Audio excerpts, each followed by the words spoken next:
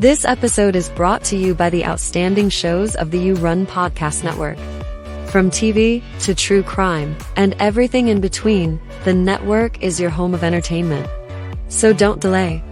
Join in with the fun at yourunpodcast.com today. Mark, what's the difference between a dead hooker and podcasting with me? No, there's a question. I don't know. What is the difference? Podcasting with me still sucks. You want to die tonight?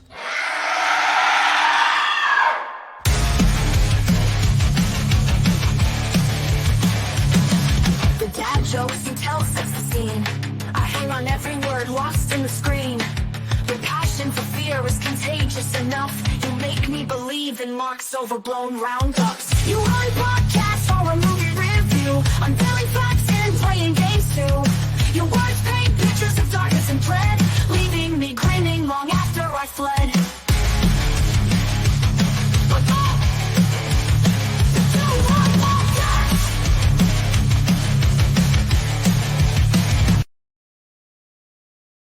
Hello and welcome to the You Run Podcast Horror Movie Review. My name is Scott. My name is Mark. And before we get going today, I want to talk about something quite quickly that's quite serious. So last week, the horror community lost a legend. Those of you who know Lady Crisis will probably know this already, but her grandpa passed away. There's not really much I can say about her grandpa apart from he was an incredible guy who brought lots of entertainment to me personally. And because of the relationship I had with my grandfather, like watching him and Mary was like, it felt really personal to me. It felt like I got a sneak peek into their world. And this week's episode, me and Mark want to dedicate to him. And later on, there's going to be a segment within TikTok Talks, which is one of his videos that is really, really cool because all of his videos are, but also something I hid from Mark around the time we done Jaws and Deep Blue Sea. I haven't seen this, so I don't know what it is you're referring to. No. But yeah, no, I mean, it's very sad to hear of his passing. Great guy. I didn't have the relationship like you mentioned with your grandparents, so I was always very envious of seeing the videos and the tight-knit bond the two of them had. So yeah, it's really, really sad. Really sad. Yeah. So Mary, if you're listening, condolences. I send out my best. I really do.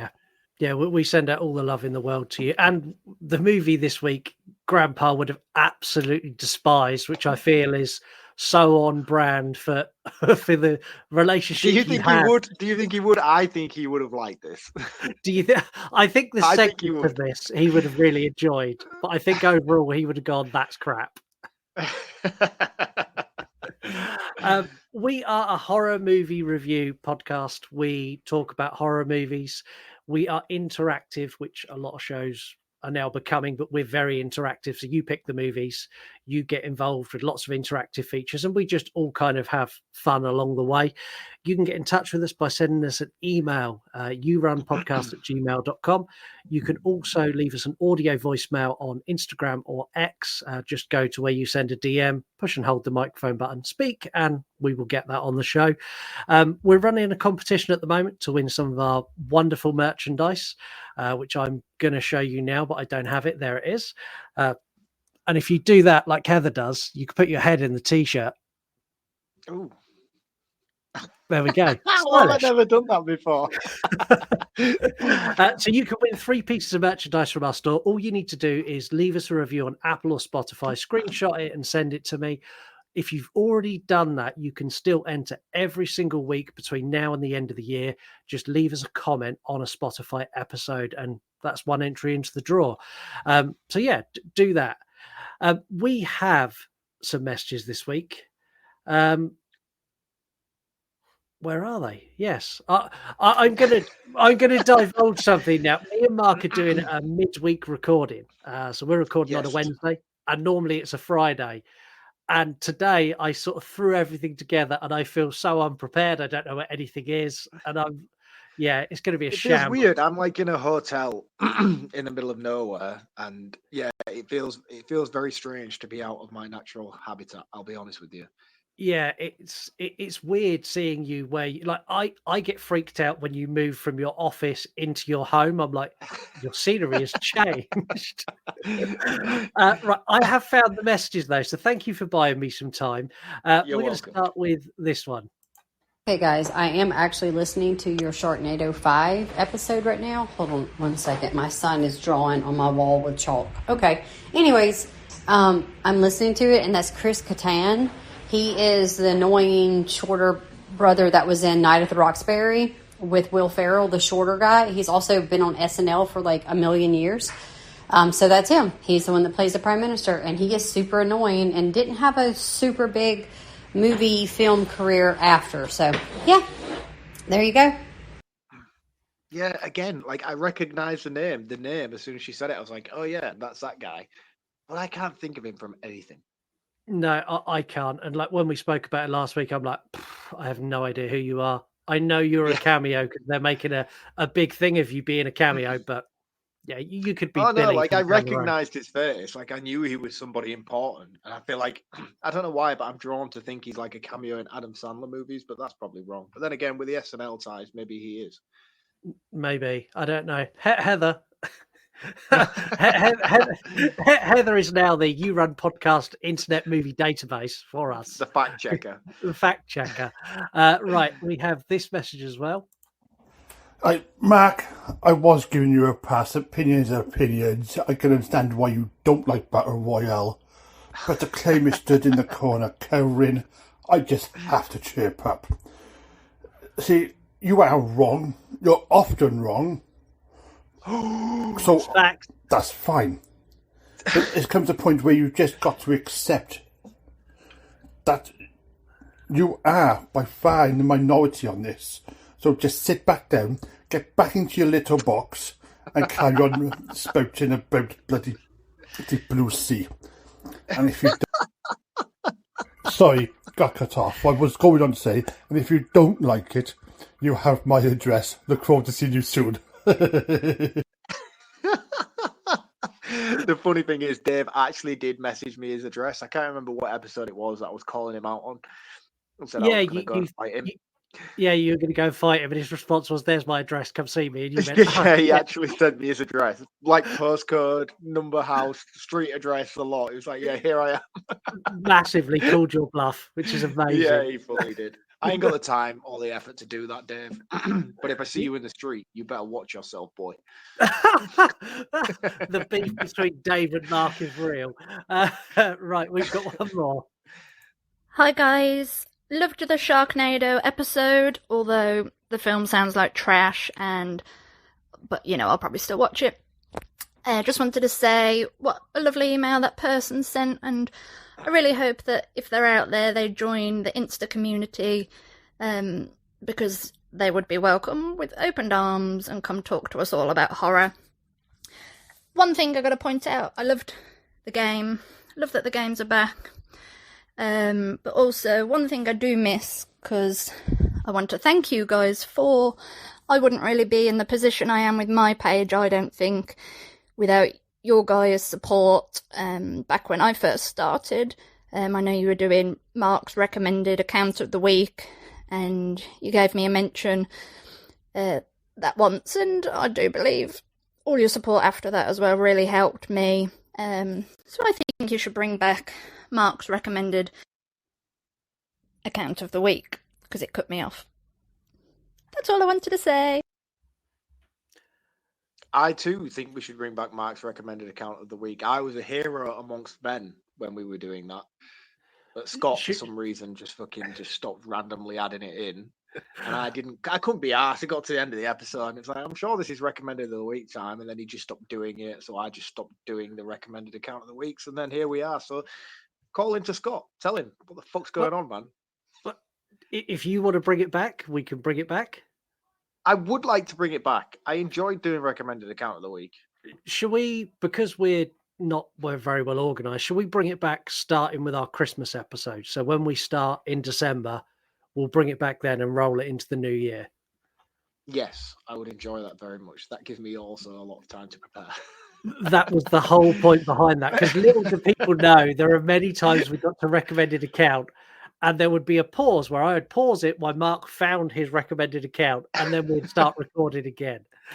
So yeah, let's do that then. So yes, recommended account is back. We're starting in December with a You Run podcast. That's kind of how this show works. You want something, ask for it, and you get it. So yeah, today we are taking you through a tale of love. After the girlfriend of a failed medical student accidentally kills herself with a radio controlled lawnmower that he made, it's okay because he has the skills to rebuild her. He's just lacking the parts and a lot of lightning. With some planning, some luck, and a whole room of exploding hookers, he will soon fix this problem too and give birth to his upgraded version of his girlfriend. There is more planning that was required, though, and I'm sure we will cover that when we get to it. Oh, definitely. Today, it's our pleasure to bring you our review of the 1990s classic, iconic piece of cinema, Frankenhooker. I'm going to be honest with you, man. I don't know where to start this week. There is a lot I want to discuss, and there's a lot I want to dive into. But actually pinpointing a start point, I'm going to leave that to you, I think. I want to start with the bit at the beginning where you've got the like family barbecue, the birthday for his future father-in-law, and he's occupied his mother-in-law's kitchen table with a brain with an eyeball on it, and he's trying to make it follow his hand. Yeah. Like, from that moment on, it's like I am 100% everything I've got in for this movie. I was a little bit confused by this point. I didn't really know because he set it up as like this whole white picket fence suburban sort of aesthetics, the way the color scheme is, and it looks great. It looks great. Yeah. And surprisingly enough, considering this opened with a Roger Corman production, Trauma, I was like, shit, I didn't know this was a Trauma movie. And then for it to transition from the opening credit sequence explaining that it is a Trauma movie into such a almost high quality production, I was like, this doesn't feel right. This looks way better than any Trauma movie I've ever seen before. What's going on here? It took me a while to adjust, I'll be honest with you. That it doesn't take him long to dial it back into, yes, this is Trauma. I mean, it does, but it never ever really hits that point for me. I didn't find. I mean, the practical effects, yes. As soon as you see the practical effects, you're like, oh yeah, okay, this is Trauma level stuff, which I love, by the way. That's not a criticism, but I think overall, in terms of like direction, cinematography, the lighting, and things like that, even the acting is far, far more impressive than anything else I've seen before from this production company. Patty Mullen, who plays Frankenhooker, her acting is actually impeccable in this. Her, like, where she has her little jolts and pulls the funny faces, like every time she does anything or says anything, I find myself giggling. Like she's brilliant. And the young guy, I would liken him to a very young Michael J. Fox. He's got that kind of vibe about him. Yeah, or like who's a guy who plays Robert California on The Office? Not David Spade. Oh, how do I not know this guy's name? He was like in all the erotic movies back in the 90s. Heather will know. Heather, who's the guy who plays Robert California in The Office? She'll tell us. But he reminds me quite a lot of that guy. But again, like considering like the first, obviously we have the accident at the beginning, but then after that, it is literally Jeffrey Franken for a good hour. I think it's 56 minutes before he actually gets anywhere near creating the monster, and there's only 20 minutes of the movie left after that. So he does a fantastic job of carrying the movie throughout. His monologues, his whole investability throughout, I think it's perfect. He does a fantastic job of carrying this movie on his own. Yeah, I think he's really good. And like the opening bit, how much did you laugh when she ran herself over with the lawnmower? yeah. I would have preferred it not to do a cutaway segment, but yeah, they set her up as that very bimbo-y kind of girl that it's almost sort of acceptable for it to be such a simplistic way to go. I know it's Yeah, purposeful for the plot, but it's a fucking lawnmower. Do you know what I mean? Like, just uh, sidestep a little bit. yeah, and like after that, when he has like his manic depressive phase, and yeah, I accept that your girlfriend killed herself with the lawnmower you made. I understand why you're upset. Like that whole segment with him in his room, and he's like writing out, like drawing like the map of the body. His mum is the most accurate depiction of a mum in a movie ever. In what She way? in the way that he's obviously going through something, and she's an 80s mum. She's not equipped to deal with what he's going through. So she's like, yeah, well, this woman at work, like her daughter's the same age as you. You need to just get out in the world and get on with life. You can't sit in your room and rot forever. And he's like, I'm really going through something. I'm really struggling. She's like, yeah, so shall I tell her you're free next week? Like that is 100% how I remember parenting or being parented as a kid. Like if I had a problem, it was very much a, yeah, you're all right. Go on, just get out there. You'll be fine. Like that's how it was done back then. Yeah, yeah, it's weird. It's weird. It really is, because I had that relationship with my mother to the point that when I became an adult and actually understood feelings and emotions and stuff that weren't masqueraded by pretentiousness that you're supposed to accept in the 80s and 90s, having a genuine conversation was a weird transition. And I Yeah. think my wife still has that relationship with like her mother and her grandparents, where it's like, no, you can't say that. I'm like, but why can't you say that? It's like, well, because that's just not how things are. Like, you don't, do you know what I mean? And then they live this life where it's like, you can't say this because she won't like that. So you both just live in this world where neither of you say what you're actually feeling, and you just fall in line to some sort of military parenting daughter relationship. It's wild. As a man, you know what I mean? I got to an age where I was like, this is fucking weird, mum. Why are we talking like this? But it is the norm. It is the norm how so many people grew up until we got to the age of social media, where you have gentle parenting and all the rest of it. And people sort of learn, which is weird that we took social media to realize how to actually communicate with people on a normal level without pretentiousness. But I know I'm rambling, but people know what I'm talking about. It's so Oh, weird, I that do. false Yeah. barrier that people have based on what is categorized as normality.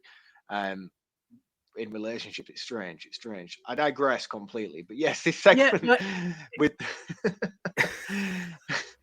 I don't know where I was going with that. I just had a weird sort of light bulb moment that made me go, actually, yeah, I grew up like that. That was weird, and yeah, it was. Um, that moment where he has the videotape as he's Yeah. mourning in the room is the best moment in the entire movie. If you've seen Frankenhooker and you've like missed a few bits, or you've only watched it the once, go back and just watch the tape segment where he puts a videotape in, and it's the news article of her death with the Yes. news interviewers. That is one of the most hilarious things I have ever seen in my life. And I can't remember verbatim what they actually said, but she was like referring to it, do you know, like in a proper news reporter way, where they over accentuate everything and they use like really drastic words to describe Yeah. stuff. Yeah. And what was I can't remember. I literally was like, I'm going to talk about this on the podcast because it was fucking brilliant. And then he ended up referring to her as being like a salad, and like it's like bits of her everywhere, and it's like salad. Oh man, I'm massively Yeah. underselling it. But go She back and she's watch it. spread It's fucking she's great. spread all over town, and we can't find her all. She's literally a salad. Like that's the way It they was, deliver it. but it goes on, and then like as it starts off really simplistic, but it grows and grows and grows to the point where it's just saying some of the most absurd stuff, but in such a monotone delivery. And I'm like, this is fucking epic. Yeah, it's very much welcome to the news. Today, lady spread over her garden after being put through a lawnmower. She now looks like a chopped salad. Later on the news is that kind of delivery. It's It is, so but it dry. keeps growing. Like the descriptive nature of the incident keeps growing and growing and growing to a more vulgar manner, but the monotone delivery of the article is It's just the the same same. all the way.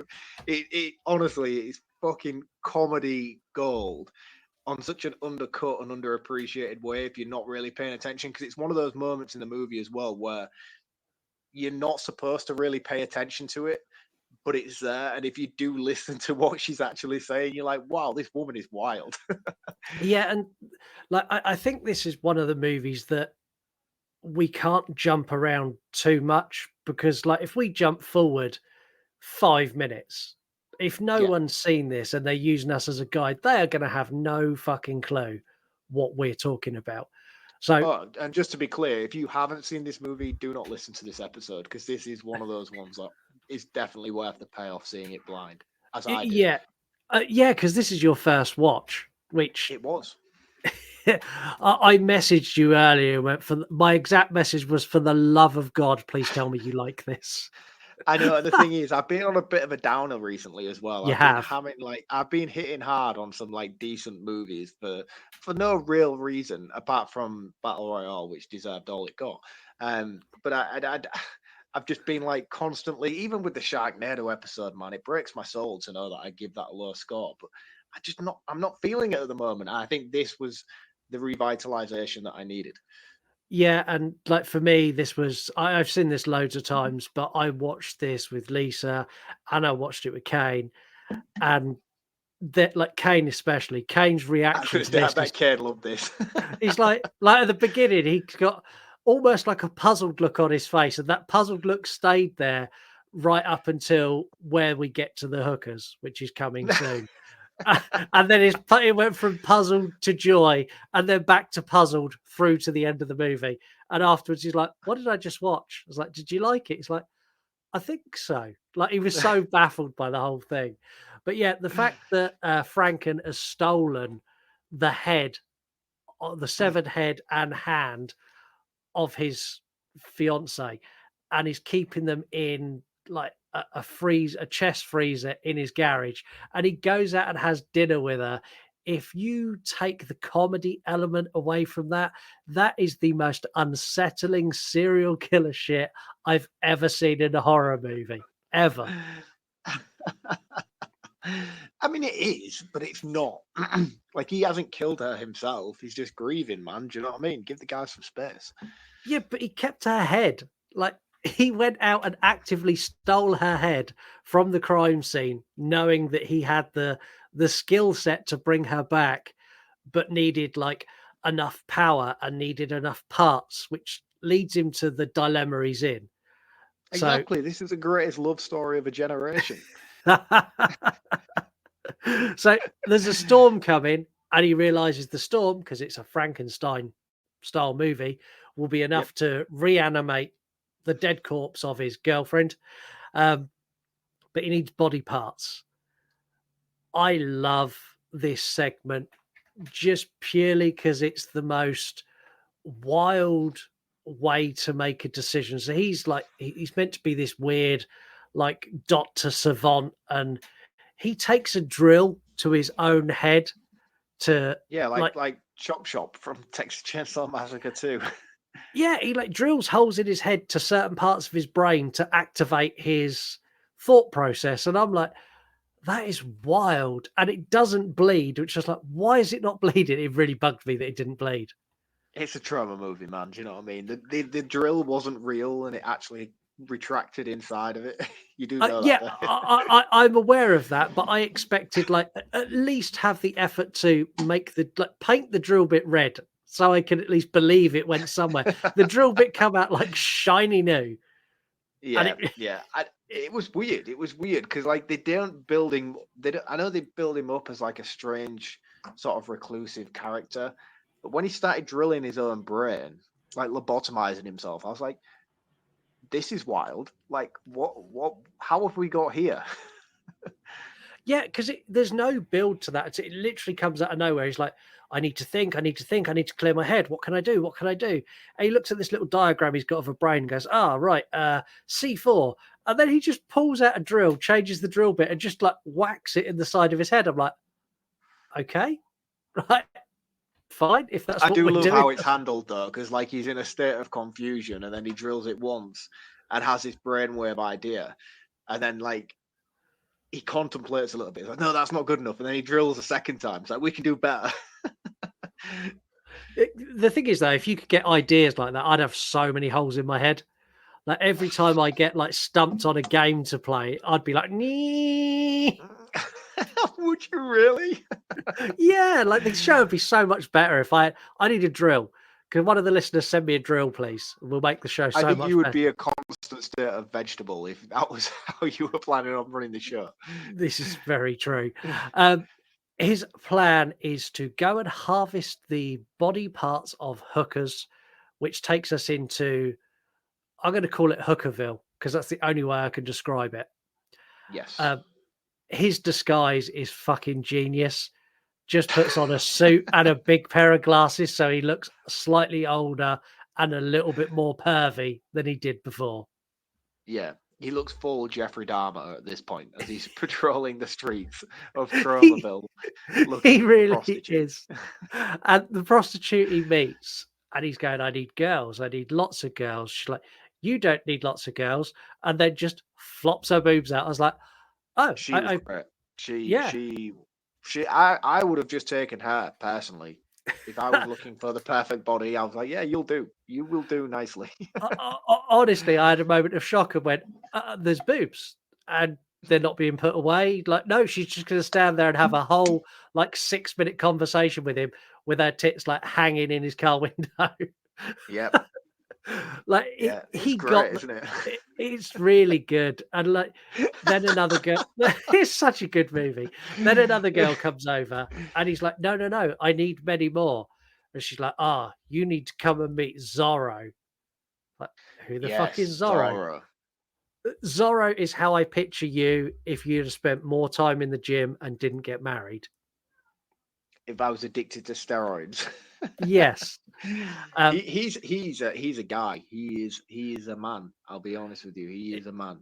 Thing is though, like being that big must be uncomfortable. Yeah, like just like turning and bending and like normal things. Yeah, like just how moving ability.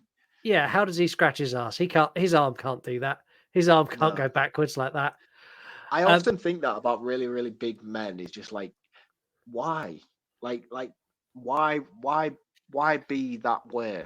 Do you know what I mean? Like, what is the general benefit to being such a hulking man? I mean, don't get me wrong, like you look physically impressive, but like you're so limited by what you can and can't do apart from lifting weights in the gym. And pulling women who tend to like really muscular men. They're probably really good at doing that. They don't though. That's the thing. Women don't necessarily really like. I mean, I don't know. I might just be delusional because I'm not that kind of guy. But I don't. We have a 40-something% female audience base. Ladies of the You Run podcast audience, call in. Muscles or dad bod? I want to know. Not necessarily dad bod, but I just mean like if the poll was Arnold Schwarzenegger or Robert Pattinson. Like Robert Pattinson's a fit and active man. Do you know what I mean? He's not like shredded to the point where he can't fit in a regular size shirt. Or Arnold Schwarzenegger who struggles to fucking scratch his own back. Like which one is the most aesthetically pleasing to a female is what I'd like to know. Yeah, call in and let us know. He meets Zorro. Did you notice the three people in the cubicle behind Zorro? Like I couldn't take my eyes off it. It made me laugh so much. There's a hooker in the stall, and there's a bloke having sex with the hooker, and there's another guy in there who like the door keeps opening as they're having sex, and he keeps pulling it too, and then they bang a bit more. His job. Yeah, that was his job, just to keep closing that door. Like that just cracked me up because I'm like, that's so weird. Like you don't need that there. Why have you put it there? Because I'm not watching Zorro now. I'm just watching that because I'm expecting there to be some sort of payoff gag there, but there isn't. It's just that for the whole scene. And that's it. That's one thing I love about trauma movies is just how much they build upon strangeness. One thing I found myself doing a lot was looking out for repeating characters. So like I haven't seen an awful lot of trauma movies, so I don't know what the crossover level is. I know obviously it's all set within the same location as Tromaville. Even though this movie is explicitly stated to be New York, because Jeffrey is from Jersey. I was like, oh, I wonder if these characters from like Class of Nukem High or even the best Yeah. one yet, Killer Condom. But we didn't quite get that. I was just expecting like a Class of Nukem High cameo as one of like the punk kids walked past. It's now in his later life smoking crack in the toilets of a whorehouse and stuff. Yeah, But it the never problem is happened. It was disappointing. my knowledge of Troma's not enough to pick up on them, even if they were there. Long and short of it, Zorro agrees to him having a group of girls, and he says, "Look, you can come back tomorrow. I'll give you half an hour. You can go and do what you need to with the girls, measure them, check them, find the one you want, and then after you've chosen the one you want, you can then take that perfect girl and do with her as you please. But it's going to cost you." That scene when he is in the hotel room with the 7 or 8 hookers, and he is just measuring them up and measuring their legs, and like he has the golden job in Hollywood that day. Ah, brilliant. Because again, there's just boobs everywhere. Like they're all very scantily clad. And he is just crawling in between their legs and measuring their bums and their legs and their thighs. And It it was looks amazing time. It's where he gets the magnifying glass and he zooms in on the nipple, and then he just pushes it like a button and goes boop. Yeah, well, what he says when he does that, it's like, oh, it was something like good spring back or something. Good spring. Like, could you imagine if you like got your missus, she's laying in bed, and you just like poked her nipple and went, good spring back, that is. There's a 50-50 chance you're getting a slap for that. Yeah, the night's certainly not going the way you planned it to. No, and like before he goes and does this, he works out that the girls are addicted on crack as well, and he takes some crack, he buys some crack off of Zorro and makes his own super crack. Yes. And like he's there and he measures all these girls, and at the end of the 30 minutes, they're like, who are you picking? Who are you going with? You need to tell us. And he's like, no, I don't know. And then they sort of wrestle the bag off of him to get the money, because he's having doubts of whether he can actually go through with killing them, because the super crack kills them. Yeah. I mean, he offers them the money up. He's like, here, take the money. I can't make my mind up. I can't go through with this. Take the money if that's all you want. And he throws in the bag, and the bag also contains the super crack, at which the prostitutes find it, and they just go in a fucking frenzy. And this whole entire 5-minute segment is hilarious. They're all getting fully cracked up whilst getting undressed and living their best life on crack cocaine. It's super crack cocaine, by the way. It's his moral compass. So there's a bit where the 2 girls are kissing. He's going, "Don't do that. Jesus doesn't like that. Stop." I'm like, come on, man. You've hired a room with 8 hookers. You can't now all of a sudden develop some morals and go, that's not right.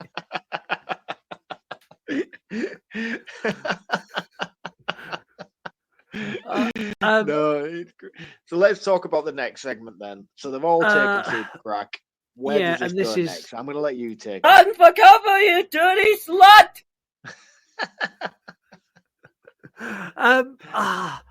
I genuinely do not know how to go through this. So the super crack makes one of the girls really hot, and she starts sweating. Well, he experiments it on the hamster first, doesn't he, in his lab?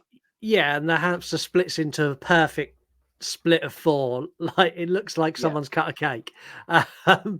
When the girls split, if that's what we're going to call it, it's there's a very clear cut from where it goes from girl going, "Oh, I'm really hot," and she starts shaking a bit, and there's a bit of smoke. There's a very clear cut to where she stepped away. They've put a mannequin in there and then pushed a button to make the mannequin explode. Yes, and it looks terrible, I'll be honest with you. And one thing that I don't get about it is like fireworks, like the sparks, instead of like being blood and gore, it's like a robot exploding. I do know factually that the reason they did this is because NC-17 rating had just been introduced at the same time of this release. They were trying to avoid the X rating, and they were trying to avoid the NC-17 rating. So they played more into the humor aspect of the explosions than anything else. I was personally in a position where I was like, that probably would have been more effective if it had been more gore-filled, which I know is possible because the director of this movie is the same guy who did Brain Dead and Basket Case. So I know what he's Yes. capable of, and I know what he can bring to the table.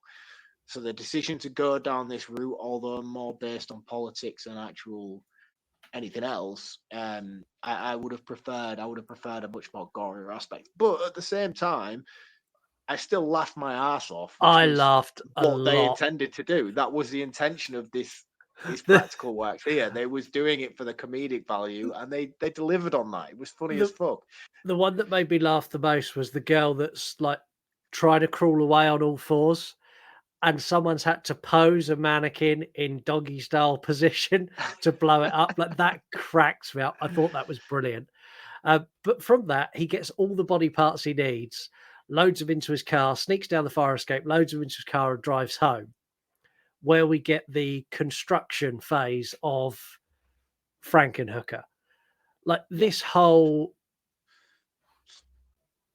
to Frankenstein, this whole homage to the original 1931 Frankenstein is so good and so on point and done in a really, it's a real paying homage as opposed to taking the piss out of it. And I really appreciated the effort they went to, like with the antenna and with all of the potions and with all the lightning. Like this whole segment is just Frankenstein.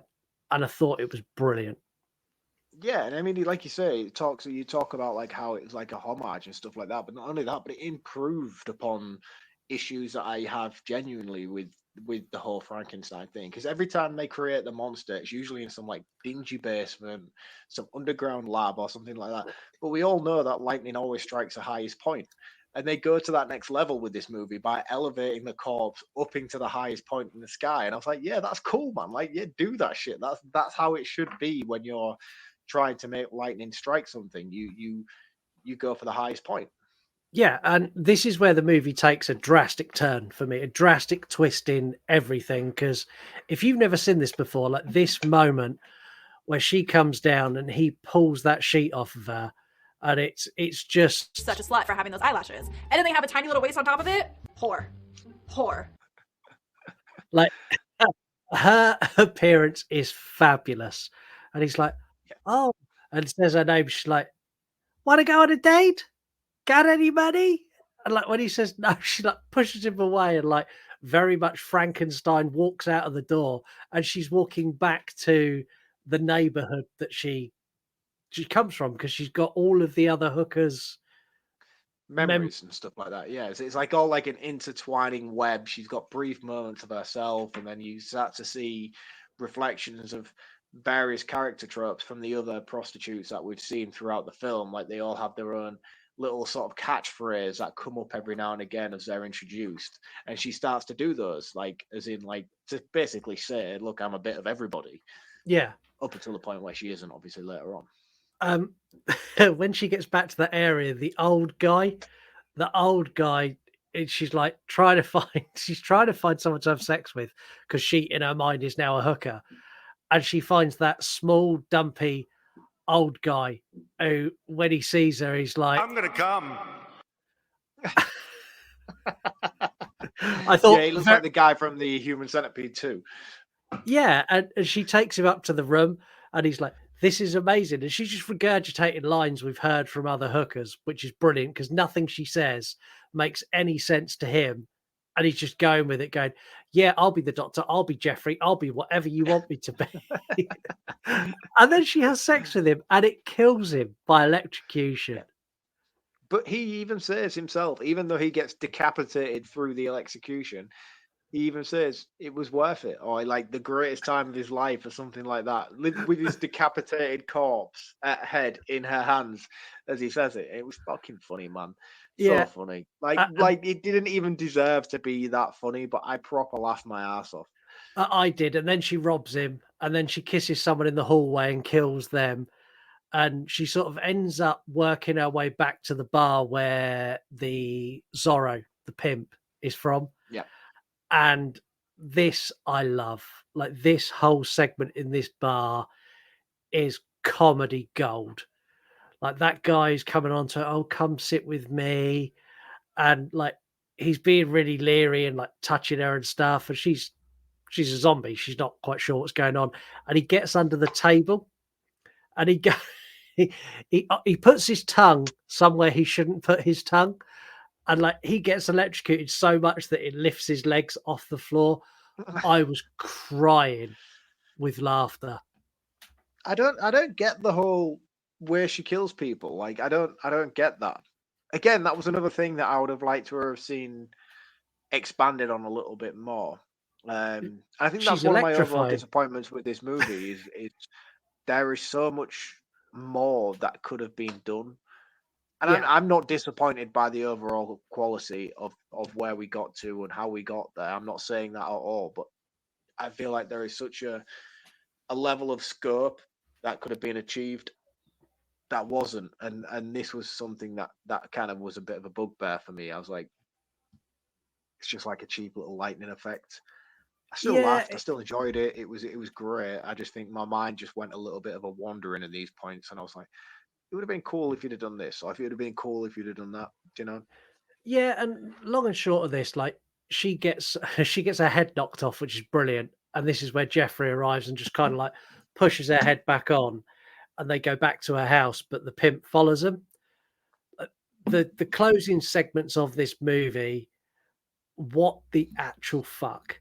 So the pimp's there and he's going to kill Jeffrey, and then she knocks over the tank or the chest freezer that's got all the body parts of all the other hookers.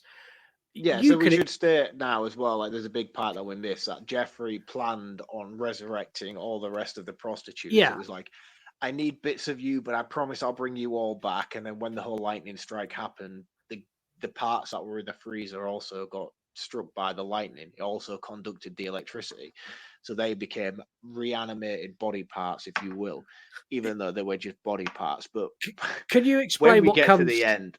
Explain to me what comes out of this freezer, because I tried to explain what these were and I just couldn't.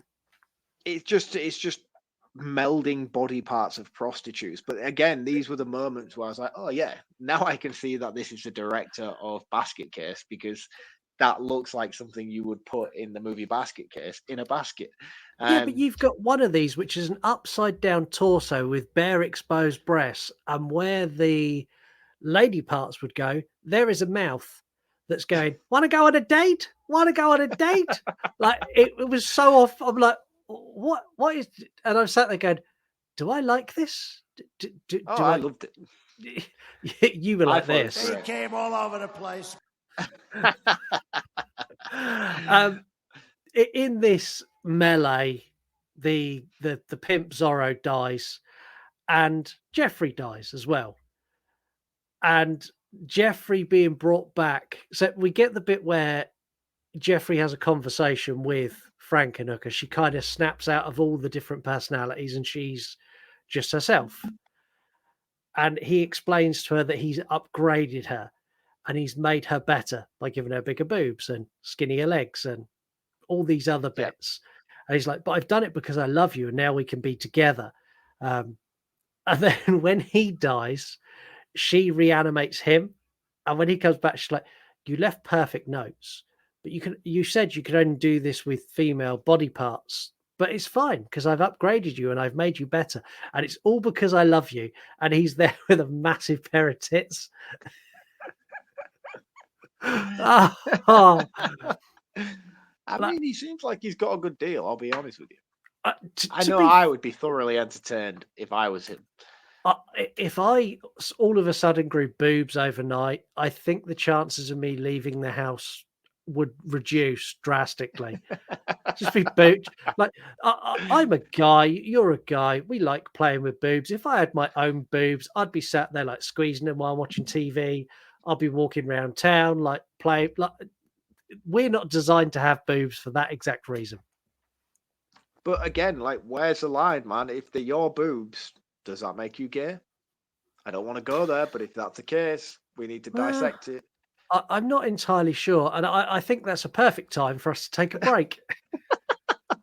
When you finish this episode, why not head over to yourunpodcast.com and check out some other shows for some additional horror content.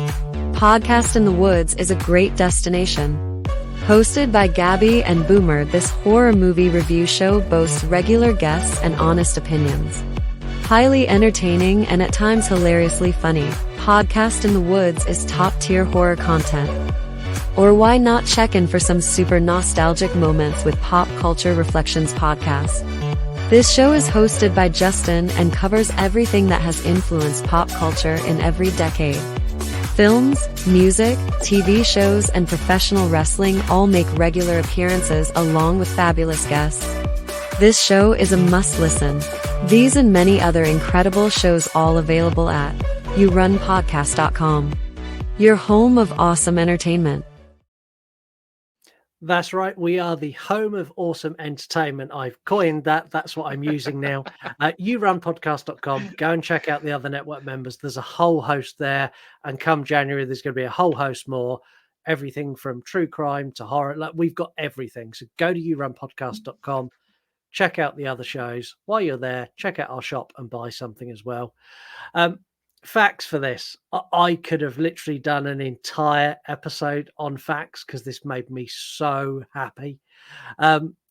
So this film cost $1.5 million to make. Wow. Now, when they got to the point they wanted to explode all the hookers, they had spent all of their money, every penny. And this led the director to turn around to producers and go, this is genuinely a quote he said in a production meeting. How am I supposed to explode 5 hookers with no budget? And they went, well, that's your problem. So he dealt with a guy who was an unlicensed pyrotechnic. So he knew how to use explosives, but he didn't have a license for it. And the director remembers him saying, don't worry, it's maybe safe. It's maybe safe. It's maybe safe. And that's when they exploded everything. And apparently the whole cast and crew were like hidden behind stuff, like genuinely panicked that they were going to die because they just had this random guy rock up with loads of explosives go, yeah, it'll be all right. We'll stick a bit in there. But yeah, it'll be fine. Right. Ready? Bang. God bless the late 80s, man. Yeah. So Elizabeth, which is Franken's girlfriend, her last name is Shelley, which is an homage to Mary Shelley, who wrote the original Frankenstein. Where Jeffrey goes looking for ladies of the night, this is an area which is now called Tribeca, and it was a very different area then to what it is now. All of the ladies in the moving shots are actual prostitutes, and the director couldn't offer them any money to give them a part. So instead, he helped them become members of the Screen Actors Guild. Really? Yeah. Like, that's an actual genuine place because it looks like Skid Row from the Little Shop of Horrors. No, that was a genuine place which is now called Tribeca. But all of those, like when he's driving through, all the hookers and all the pimps and stuff on the street they're the real deal. There's no actors there. They're the real McCoy. Wow, that's incredible. Yeah. This film had massive issues with the MPAA, which you mentioned briefly earlier. When they submitted it, the head of the board, who's Richard Hempfer, sent them an email or a message, wouldn't have been an email in 1990, or a message that said, congratulations, this is the first film I want to rate S for shit.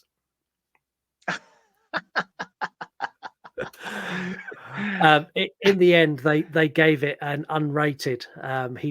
They refused to even give it an X rating. They're like, no, this doesn't even deserve a stamp. It's unrated. That's all you get. See, that's the thing with like stuff like that. I never really understood the qualifications of ratings and things like that. And it's only as I've gone more and more on my horror journey and learned as we've done the podcast and things like that, how important those ratings actually are. Yeah. Because things like an unrated movie can't then be advertised. Like you can't, like in newspapers where you see advertisement for the latest movies coming out, obviously now we've got trailers and things like that on YouTube. But back in the day, the way to advertise a movie was in the latest newspaper and things. If you didn't gain a certain particular rating, you weren't allowed to have advertising. Yeah. Which then hobbled your movie and you made no money. Yeah, because it didn't come out to a wider audience. Nobody knew about it and stuff like that. So it's really interesting now as in hindsight to understand these things and understand how important it was. Because when I'm looking back on things and you see like, oh yeah, people are like, oh, we need to get this particular rating, or we need to turn that back so we can get this rating. Especially when you're talking about things where they come out later on and they have like director's cuts and stuff like that. I'm like, well, why not just release that in the first place? And it's like, Yeah. it's not because they don't want to, it's because they're trying to succumb to advertising standards so they can produce and make sure that their movie's seen and seen by more people. Yeah. Which is just a really interesting thing in hindsight. So for those of you that don't know, then look into it, because it's really, really interesting and yeah, makes which a lot is more sense when you talk about certain movies.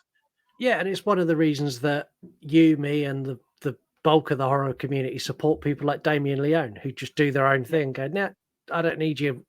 Shove your rating up your ass. I don't need it. I can do it without you. Well, yeah, like the last one that I know other than Damien Leone is Adam Green, who did the Hatchet franchise. Yeah, he got scuppered by the NSPCC or whatever it is. I don't know. I can't remember the old anagram thing. MPAA. That's the one. That's the one that I was on about.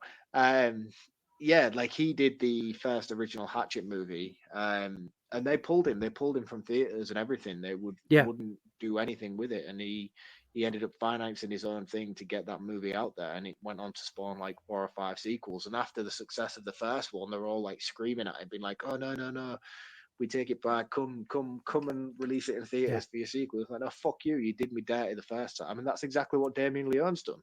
You know, like you did me dirty and you weren't willing to support me, so I'll just make the success on my own. Look at him now. Like Terrifier 3 is one of the most successful moves of 2024.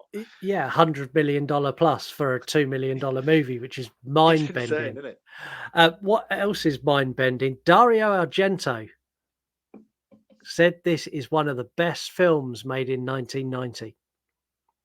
Also, a quote by Bill Murray: "If you're going to watch one movie this year, go and watch Frankenhooker." Yeah. My final one for this, because it leads to a picture. Before getting into acting, Patty Mullen in 1987 was the Penthouse Pet of the Month for the month of August 1986. Now, have you ever seen Patty Mullen when she's not Frankenhooker and when she's out of costume? I'm still stuck on the fact that you said Pet of the Month. What's Pet of the Month? So Penthouse had their Pet of the Month, which was the hot young lady that got the front cover. They referred to them as Pet of the Month. Oh man, that's wrong on so many levels. It's horrific. I'm not going to dive into that, but yeah, go on. For those of you watching on YouTube or watching on Spotify, this is what Patty Mullen looked like in 1986. And get ready to hear Mark say something along the lines of "fuck." Holy shit! Wow, that is a goddess of a woman right there. Yeah, 100%. Like, it blew my mind. Like, when I found that fact, I was like, so the fact was, before getting into acting in 1987, Patty Mullen was Penthouse Pet of the Month in August 1986. To which I instantly went to Google and went, Patty Mullen, August 1986. And it brings up the full, that's the only one I can show on social media. The others are what you would expect from Penthouse magazine in the 80s. Considering how great she looks there, she doesn't look half as great in this movie, and she looks great in this movie, by the way. I'm not saying she doesn't. I'm just saying the contrast between the two. Wow. Yeah. Let's do Caption This. So we've got Caption This, we've got TikTok Talks, and we've got a game today. So we got the full house. I'm not playing Broken Spirit again. No, you're not. It's a fun game. Don't worry. Caption This, Mike the Movie Misfit. This was the Caption This we put out. It was this one here. I'll leave it there and block mine and Mark's face while I tell you. Mike the Movie Misfit. When someone says, I didn't know A Nightmare on Elm Street 2010 was a remake. And they're a film account. Bloody Babble, Ice Cream Headache. And they're a horror account. Dewey Podmonster went with lines from the film that work perfectly. Want a date? Got any money? Looking for some action? And that's Dewey Podmonster, member of the You Run Podcast Network. I'm going to drop that down now because it's weird not seeing Mark. And the last one is from Mark's nemesis, randomly Eric. when he turns up the remote control in your panties to max power because you won't shut up about Mercury being in microwave again. Yeah, it works. And I just Eric need is to put a little message out to Eric at the moment as well. I'm just letting you know you're about to be replaced by Dave B Movies. So bring your game, man. 'Cause your time is over. your heyday of being the hater is finished. Yeah, you're about to be replaced, my friend. Let's do some TikTok talk. So we're going to start with Dave, and then we're going to play the wonderful video Grandpa that I want to share. So let's kick off with Dave. Hello, Frankenhooker. Well, where to start? I literally watched this film last week because I knew Scott, you was about to review it and play it as an episode. So I thought, well, I can't listen to the episode and not seen it. And yeah, I don't quite know what to say. It's fun. It's very dated. It's insane. I really, I'm almost lost for words for it. But yeah, no, I am. I'm lost for words. It's a hot mess, but it is so much fun. And I'm probably going to watch it at least another 20 times in the next 6 months. It's a big steaming pile of fun, hot mess. I think that probably covers it. Said like a true Battle Royale fan. Oh, that's harsh. Stunned and lost for words, which, to be fair, is most people's first reaction. Like when we messaged when you were watching this, you messaged me, I don't quite know what to say. Yeah. Right, let's move on to this video. So this is a video that Lady Crisis made with Grandpa around the time we done Sharknado and Deep Blue Sea. And when I stumbled across it again today, I actually felt bad that I didn't share it at the time. So I'm going to share it now. Trying to get Grandpa to watch a horror movie, and it's been really challenging this time. Every movie I've put on, he just gets up and walks out. So, needless to say, I'm going to switch it up a little bit tonight. He did watch Jaws the last time he was here, and he enjoyed it, so I'm going to make him watch Deep Blue Sea tonight. Scott and Mark, let's see which one he likes better. Grandpa, we're going to watch this movie, Deep Blue Sea. Okay, let's do it.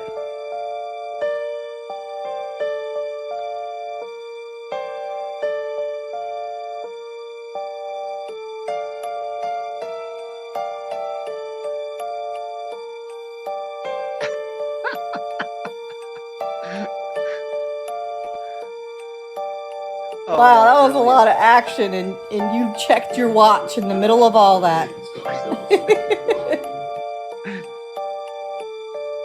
Well, Grandpa, what did you think? Oh, you liked it? Did you like it better than Jaws, or did you like Jaws better than that one? He had a lot of blood, huh? Did you like Jaws better or this one? Jaws. You like this one better? Yeah. Deep Blue Sea for the win. You gonna go to bed now? You want a glass of wine? You want some popcorn? Too many questions? I knew there was a reason I love that man. Yeah, Grandpa prefers Deep Blue Sea, and I love that video, especially at the end. Which like, do you want some wine? Do you want to go to bed? Do you want popcorn? And he's sort of staring at Lady Crisis like, give me a second. Like I'm trying to digest what I just watched. I'm trying to come to terms with the fact I said it was better than Jaws. Like you can't. To be fair to him, all of the options is a yes. So he's like, I want all of those things. Yeah, Mary, if we come to your house, we want to watch Jaws and Deep Blue Sea, and we want popcorn and we want wine. No, we just want to watch Deep Blue Sea and have popcorn and wine. We don't need to watch Jaws.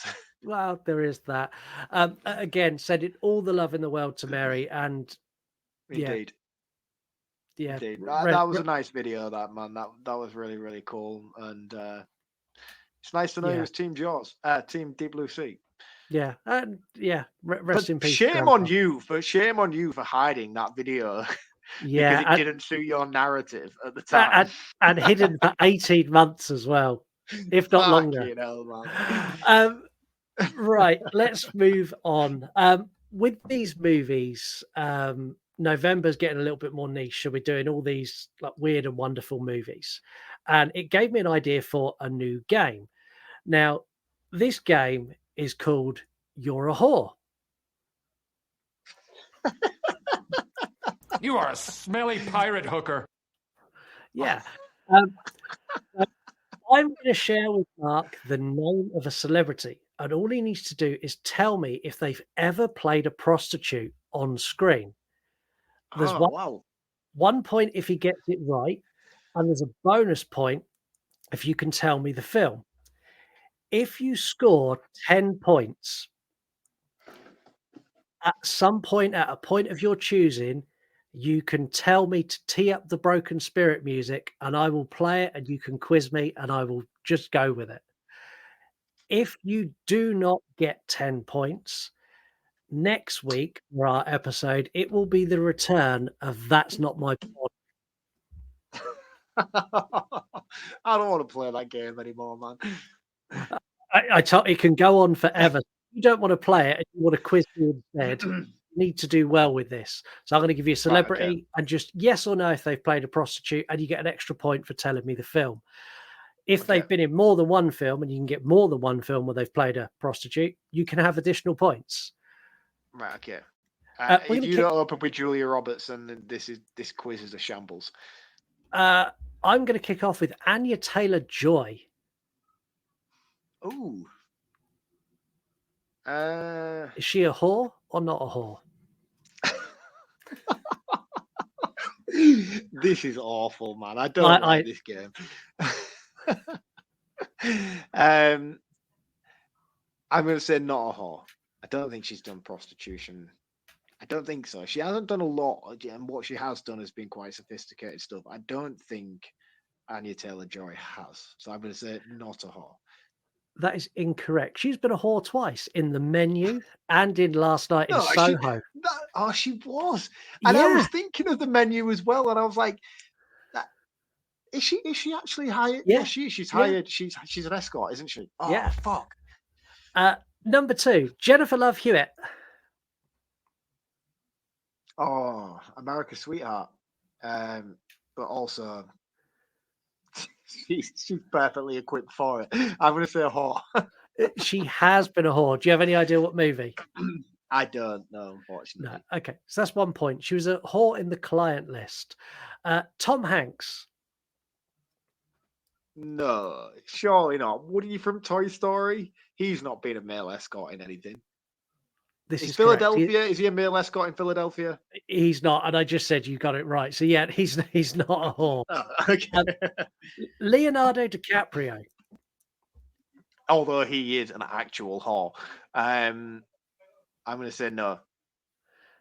That is also incorrect. I suck at this game. He prostituted himself out in the movie The Basketball Diaries. I haven't seen that. Isn't that the one where he first had like major beef with, is it Marky Mark? Yeah, and he gets, he's a drug addict. It's a really good film. Really good. Really dark, but really good. Courtney Cox. Ooh, I love Courtney Cox. Courtney Cox, epitome of Courtney Cox was like Ace Ventura, Pet Detective, and early seasons of Friends. She was like a goddess. I'm going to say no. That's correct. An extra point. You're on 3 points now. Charlize Theron. Ooh, yes, because she is a prostitute in the movie Monster, where she plays. Who's the serial killer she plays in Monster? Eileen Wuornos. And yeah, you're correct. So you have 2 points for yes. that. So you're halfway to where you need to go, and you're exactly halfway through the quiz. All right, still time. Question number 7. Heather Graham. Of Austin Powers fame. It took me ages to think of who you meant then for some weird reason. Yes, but I can't think of the movie where she does. That's correct. You're now on 6 points. And the movie was From Hell with Johnny Depp. Yes. There you go. That's the one I was thinking of. Number 8, David Arquette. Really? Yeah. I've only known him fight Ghostface and really big spiders. And that weird phase he went through in his life where he's a wrestler. So I'm going to say no. That's correct. You're now on 7. Oh, this is getting tighter than I hoped it would be. Number 9, Hilary Swank. Hilary Swank. What do I know Hilary Swank from? The latest thing I've seen Hilary Swank from was The Hunt, which she was like a super business model. She strikes me as a type of person who would be really fit for like Requiem for a Dream, where she's like some sort of crackhead. Maybe that's just a whole crackhead aesthetic she's got going on. I'm going to say yes. Her that Yes. bitch. Any idea what movie? No, she's not really that important. It was Quiet Days in Hollywood. Never heard of it. Question 10, Helen Bonham Carter. Oh man, she's straight up hoe in life. I don't know what movie she is, but anything with Tim Burton, she is a hoe. Unfortunately, that is incorrect. She has never played a prostitute on screen. What, not even in Demon Fleet Street of Barber, whatever it is? Not once. She was a pie maker in that. 2 left, and you need 2 points. So get 1 point at the yes and the movie. You've got 2 left, or multiple movies. So number 11, Sharon Stone. Oh, I feel like that's a trick question because, like, yes, definitely, but also at the same time, do I have roles qualified? Because, like, Fatal Attraction and stuff like that, like, yeah, she wasn't her material, but she wasn't a prostitute in that movie. She wasn't a prostitute in that movie. Oh man, she was in The Specialist with Sylvester Stallone. Was she a prostitute in that? This is a difficult. I'm going to say no. But I'm scared to say no. It's incorrect. She was a prostitute in the movie Casino. So I love Casino as well. How did I not know the answer to that? Your last question, and you need to get this correct and the movie to beat me. Right, okay. Rob Schneider. Yes, The Bachelor. No. Male Gigolo, Juice Bigelow is a movie. That's correct. So yes, you've got it right, and you've beaten me. So you can now let me know a couple of days before you want to quiz me, and I will tee up the Broken Spirit music, and it's there available. No. There will be no preparation involved. It will be a random episode, and I'll say, cue the music. Boom, it's go time, bitch. So at some point in the coming weeks, months, years, whatever it may be, you are going to hear Mark say, cue the music, and you're going to hear this. I have a feeling you thought I was going to fail that quiz then. I genuinely did. I thought you'd be 1 or 2 shy. Like I wrote it so you'd get close, but I didn't think you'd tip. Congratulations, I suppose, is the correct term. I'm taking this first. This is a classic B movie.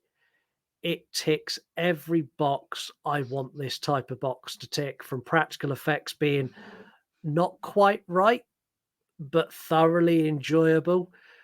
The stupid, crazy, ridiculous storyline and script that come out of a very drug-filled production office somewhere.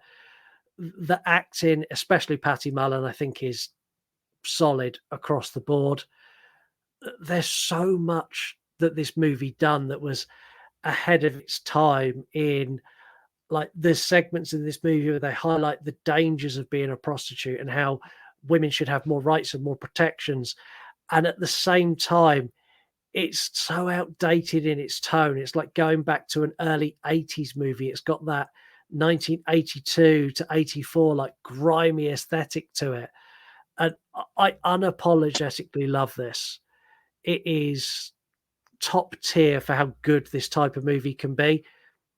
If you haven't seen it, add this to your watch list. And I'm quietly confident, even knowing what we've told you now, we will never do this justice. You're going to walk out when you stop that movie. You're going to have a good couple of minutes where you sit on your sofa and you go, what the fuck did I just watch? It's going to leave you speechless like it did Dave. It's a 5 out of 5. I love this film.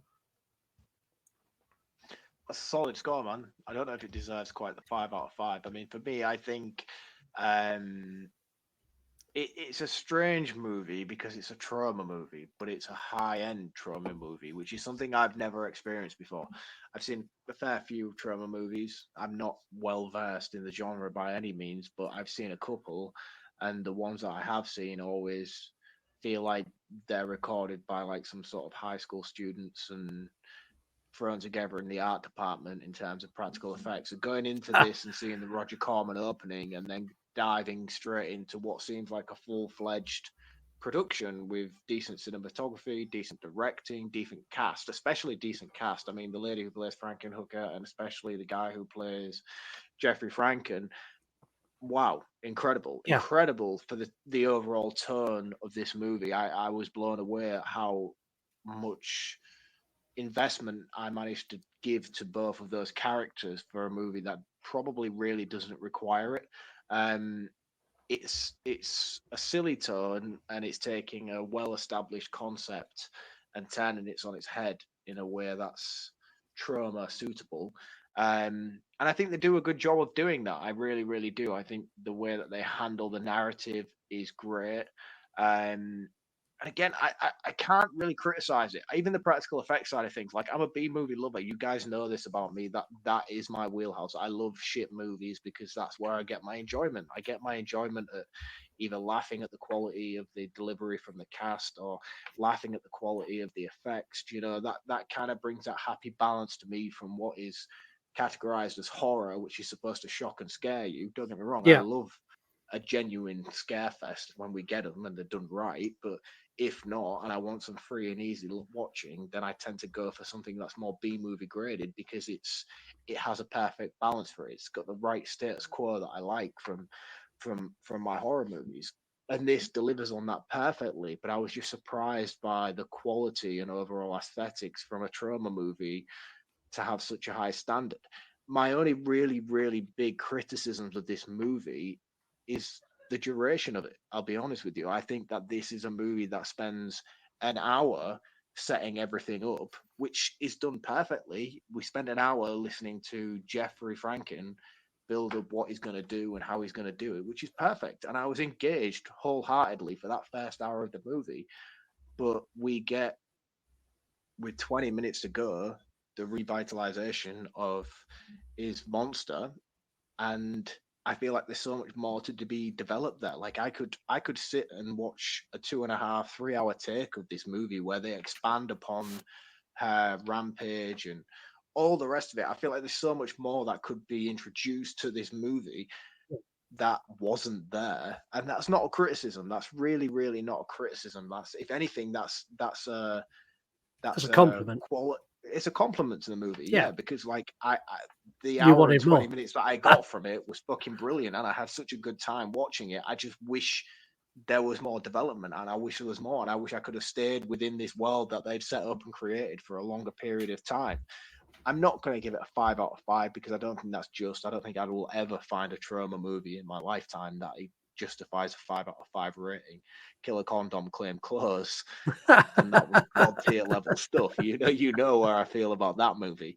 I'll give it a 4 out of 5. I thought it was fantastic. I'm ashamed that I've sat on this movie for so long. I understand the cultural appreciation for this movie and why people dress up as they do for Frankenhooker for Halloween and all the rest of it, and at festivals and Comic Cons and all that. Like I get it now. And I'm ashamed that I've sat on it for so long. I had such a good time with this movie, and I'll definitely watch it again in the future.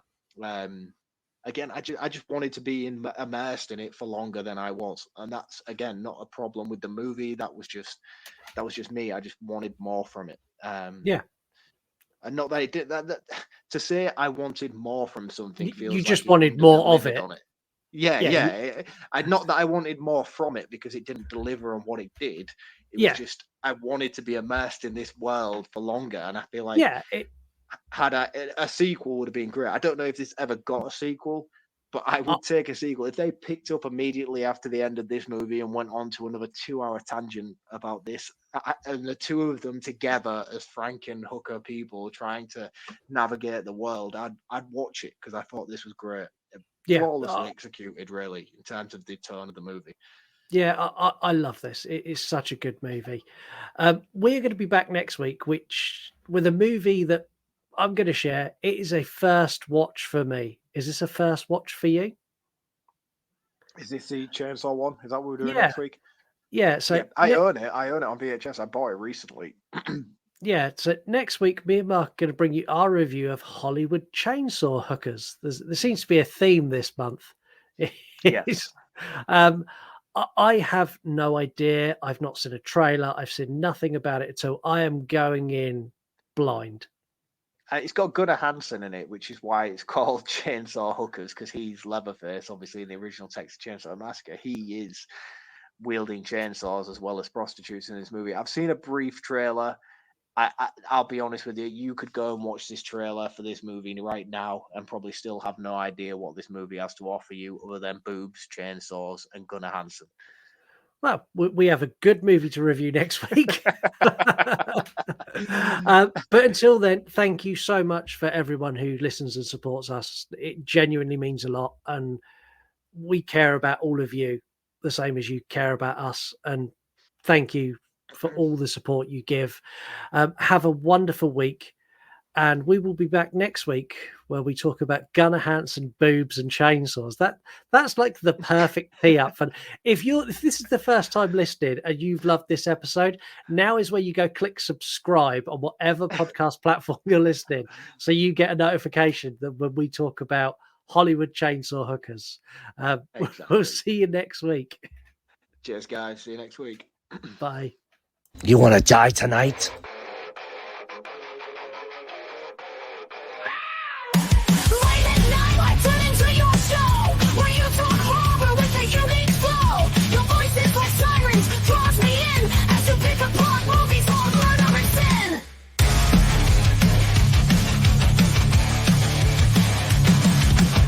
Jokes you tell sets the scene. I hang on every word lost in the screen. Your passion for fear is contagious enough. You make me believe in Mark's overblown roundups. You run podcasts or a movie review, unveiling facts and playing games too. Your words paint pictures of darkness and dread, leaving me grinning long after I fled.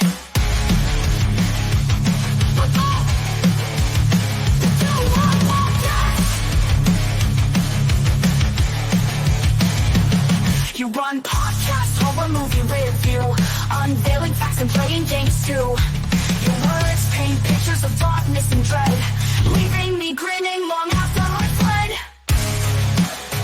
Thank you for taking us on this chilling ride, when nightmares roll free and comedy collide.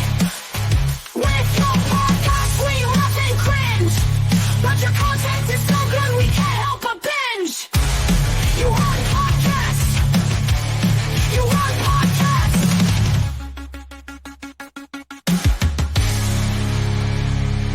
I'm gonna come.